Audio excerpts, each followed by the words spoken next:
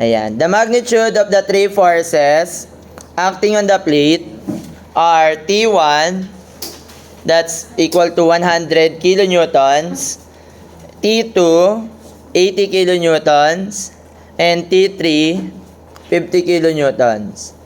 Replace this force with a single equivalent R. Find the coordinates of the point where the R intersect the plate. Ito, ang tawag sa force na yan ay, anong tawag sa force system natin na yan? Concurrent, tama? Kasi, bakit naging concurrent siya? Kasi yung mga force magmi-meet sa iisang point.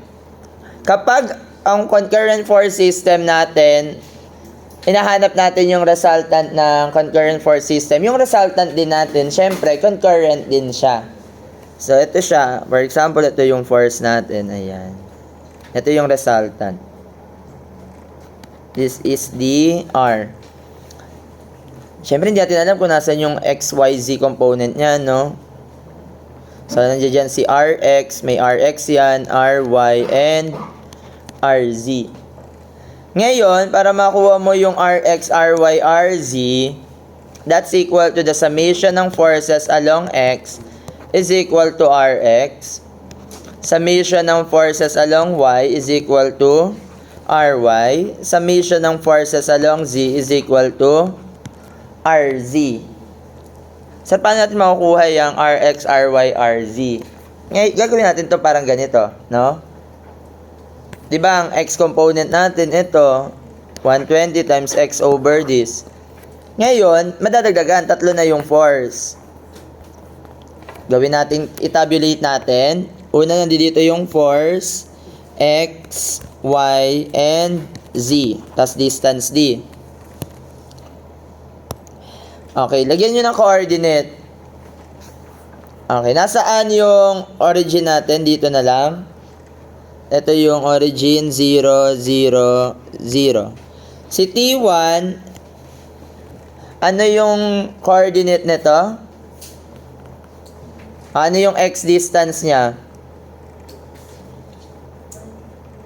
1? Bakit naging 1? Kasi, di ba ito yung origin. So, papunta dito. Okay, ano yung distance niya dito? 1. Kasi 2 yung distance nito, tapos 1 to. Ibig sabihin, ang X coordinate niya ay 1. Ano yung Y coordinate niya? Di ba papunta dito yung Y, positive Y. So, papunta dito, ano to? Negative 2. Kasi ito yung y-axis, di ba? Yan yung titignan nyo. Nagigets? Yung pagkuha. O, ano yung z-axis niya? 0. Kasi nasa kapantay naman siya, no? Sa ilalim. Ito, ano yung point ni T2? Ano yung x-coordinate niya? Simula dito, papunta dito yung x. Ano yung distance niya? 3. Ito. Anong distance niya? 2. Ano, naiba ko lang yung kulay ng turo. Okay, y. Ano yung y coordinate niya? Y. Papunta dito yung y. O, katapat niya, yun. Ano yung distance na yun? 3.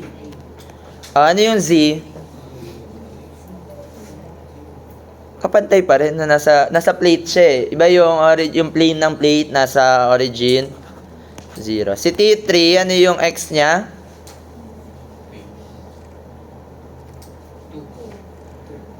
Negative 2. Kasi nasa likod, no? Ito yung papunta dito. Ito yung negative 2. Ano yung distance nito? Negative 2. Ang y, 3. Ang z, yay, tama. Ito, ano yung coordinate nito? Ano yung x niya?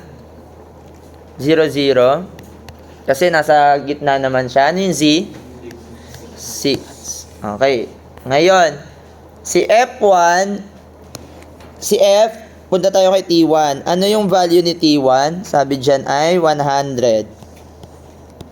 Ano yung x niya? Ang x is head minus tail.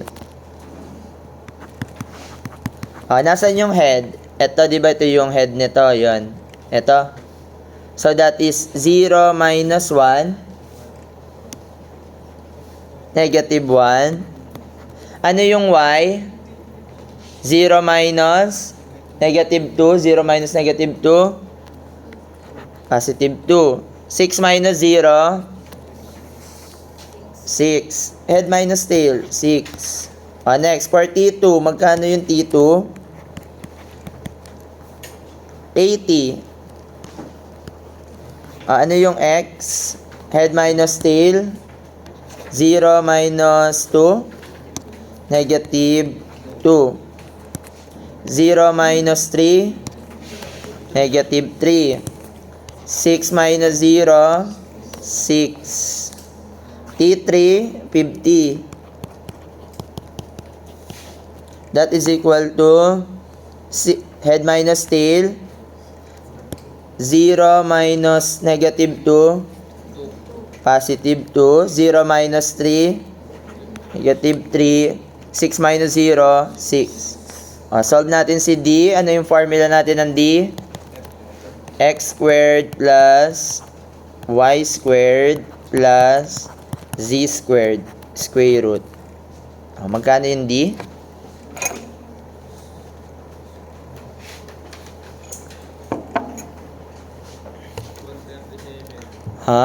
Square root? 43? 40. Ano squared niya, hindi niya square root. Pwede nyo itong i-store sa A, no? Ay, guys, pwede nyo itong store sa A. No? Para sakto din yung nakukuha nyo. Para pagka, no? Tsaka, ang kagandahan nito, hindi nyo susulat. Kunyari, kung gusto nyo 4 decimal places, hindi nyo susulat na 4. At least nasa isang variable na lang siya, no? Next, magkano to? Sakto. Kahit hindi nyo na-store sa Next. Ngayon, ganito na siya para ma-solve si Rx, Ry, Rz. So, using the summation ng forces along X is equal to Rx. So, ano yung mga forces along X? So, that is equal to T1.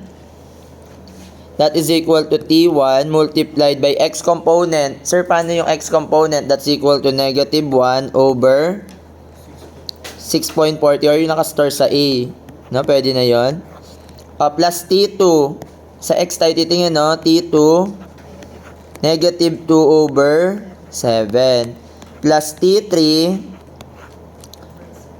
2 over 7. Equal siya sa Rx. Ngayon, substitute mo si T1. That's equal to 100, 80, and 50. Magkano na si Rx?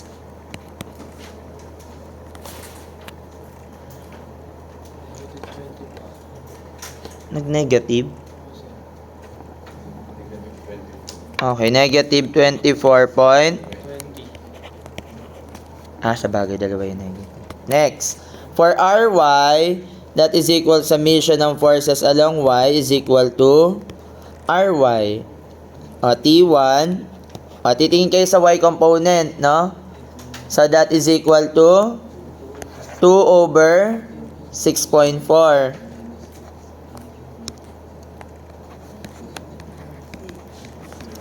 T2. Magkano T2? Negative 3 over 7. Plus T3. Negative 3 over 7 is equal to Ry. And then, ano yung again yung value ng T1, T2, T3? 100, 80, and 50. Magkano si Ry?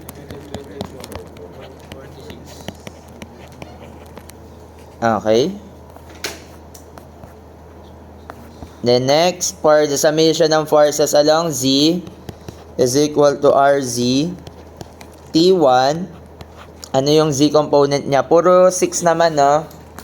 So, kabisado ko na yan. 6 over 6.40 plus T2 6 over 6.40 plus T3 6 over 7. Mali, 6 over 7 pala to. This is equal to RZ. O, substitute nyo lang uli yung T1, 100, 80, and 50. Magkano si T3? RZ, 200? 205 point positive. Ayan, meron ka ng RX, RY, RZ. Kung gagawin nyo to sa plates, no, pwede nyo nang tanggalin itong T1, T2, T3, no. Pinakita ko lang sa solution na galing yun dun.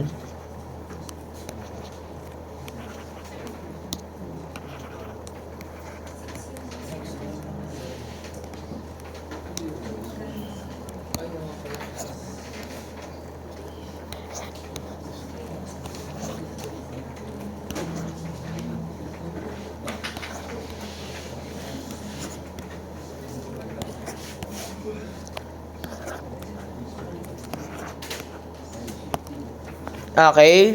Meron ka ng RX, RY, RZ. So, based dito sa figure nyo, dito.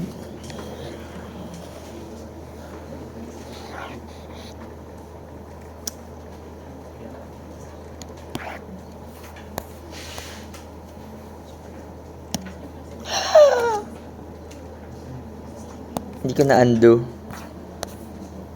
Mabubura siya.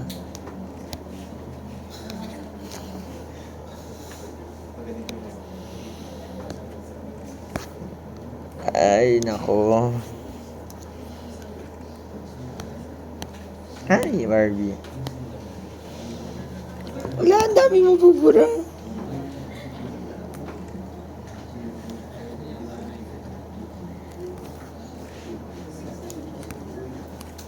Sandali. Teka muna, sandali.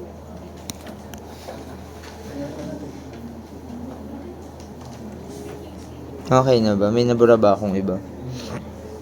Paalam muna, sandali.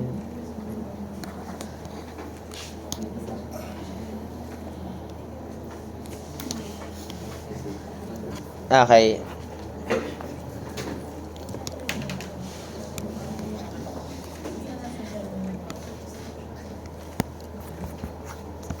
Duplicate. New page. Okay, balik tayo dito. Di ba yung sabi natin, yung resultant natin is, kapag concurrent force system, yung resultant natin is also concurrent, no? Ito yung resultant. Tapos, ito si X. Ayan yung Y-axis niya. Tapos ito si X. Then, dito si Z-axis.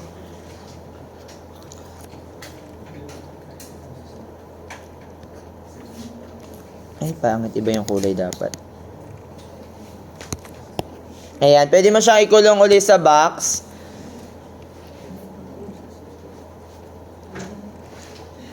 Para makuha natin yung location niya, no?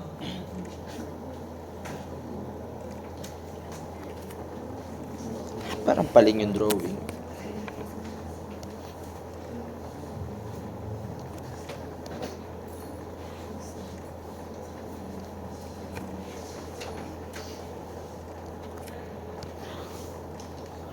Drawing ko lang.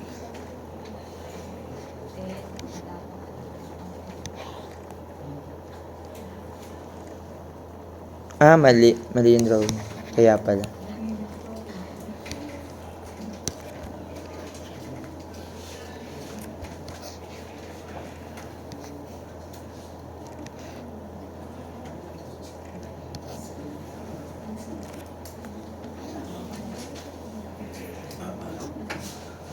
Ayan, na-imagine yung drawing, yung pa-box. No? Ito, kasi tinatanong kung saan daw nag-intersect yung resultant natin dun sa plate. Ibig sabihin, ito yung distance X. And then this is distance Y. Ang nakuha nating RX tsaka RY is negative. No? Ay, ibig sabihin, mali yung ano ko dyan, yung X. No? Kasi, saan ba papunta yung drawing natin? Kung makikita nyo, di ba ang FY mo, FZ, upward, yung Z component, Yung x is papunta sa positive and then yung y papunta sa negative. Ang nakuha nating Rx is negative. No? Na-imagine negative to. Tapos yung Ry natin negative. Positive si Rz. Ibig sabihin, mali yung location niya, no? Mali yung drawing. Pero okay lang naman. Na-neglect na lang natin. So, again, ang formula natin ng Rx is equal to R multiplied by X over D. No? Then, ang Ry, that is equal to R Y over D. And then, Rz is equal to R Z over D. Ano yung distance natin dito? Simula dyan. That is equal to 6. So, yung box natin is 6, X, and Y. No? Ito, pwede mo siyang i-rewrite as Rx over X is equal to R over D. Tama? Binaba ko lang tong X dito. Cross multiply. So, R over D. Rx over X. Ito, Ry over Y is equal to R over D. And Rz over Z is equal to R over D. Kung makikita nyo, equal naman to, no? Kung ano yung resultant divided by the diagonal. So, ibig sabihin, ito, yung ratio niyan, si Rx over X is equal to Ry over Y is equal to Rz over Z. Tama, meron na tayong value ni Rx, Ry, and Rz. Si X, ito yung nawawala, tsaka si Y. Pero meron na tayong Z distance ng box, which is 6. So, gamitin na lang natin si Rx. That's absolute value na lang, no? Para sa distances. Aray, hindi natin sinasama yung sign. So, 24.20 divided by the x distance is equal to 24.46 over y is equal to RZ 205.18 divided by 6. Paano yung gagamitin para ka lang nag-sign law? Ito muna, tsaka to. Equate natin. So, magkano si X? And then, magkano si Y?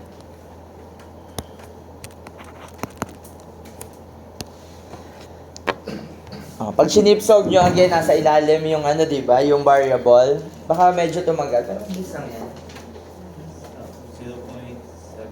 0.71. And then, 717 ba to? Tama. Then, y is?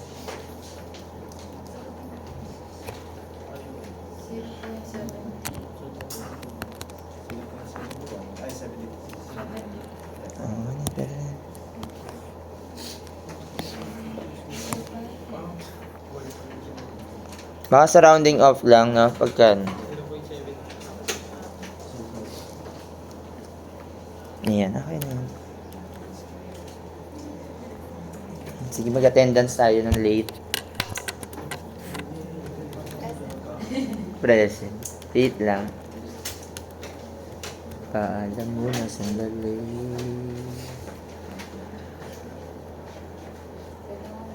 Bautista. Jan Matthew.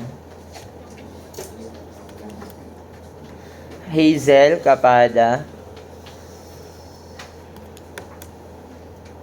Shanewell. Brian Khalil. Ngayon lang pumasok. Hermogines. Wala. Manasan. Alfred Carl Padilla. Kembao. Lexter. JC. Aaron. Wala. Rajan.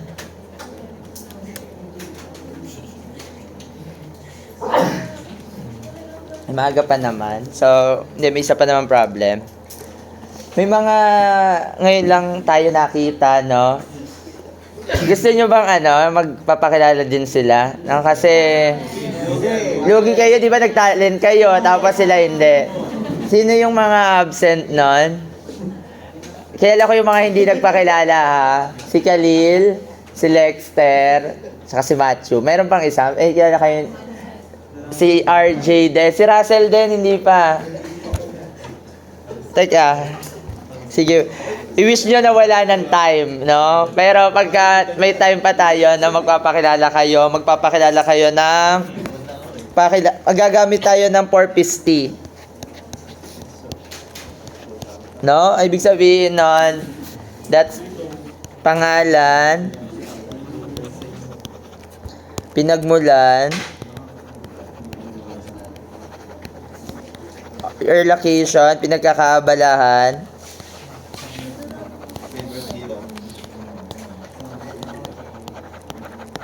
paboritong superhero.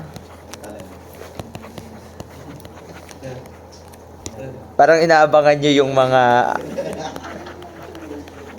And then, talent. Na, yung talent, lang naman, mga 10 to 15 seconds lang naman, no? Kung gusto nyo kumanta or kung gusto nyo naman kumanta talaga ng cover song. Meron na ba nalaban dito singing contest? Nag-bay. Si Russell. Second year, sino ba laban natin sa second year? Si Sean, sa Mr. CE. Si Sean de la Cruz. Hindi naman, gusto niya din. Si Sean Benedict. Sabi ko, pagka hindi mo na kaya, sabi niya sa may Q&A, sabi ko, pagka hindi mo kaya, mag-dog show mo na lang. Kasi yung, ewan ko lang yung Q&A, tapos may advocacy. Ang news natin si Janelle. Sino pa ba namimili dyan? Sino ba? Ako lahat namili ng panglaban ng pageant. Sa first year, ako namili. Sa second year, ako namili. Yung third year, ugali nung third year na yan. Ugali nung mga third year na yan, ayaw mada sila talaga. Lahat ng subject nila nasa akin. Pag walang nanalo sa kanila.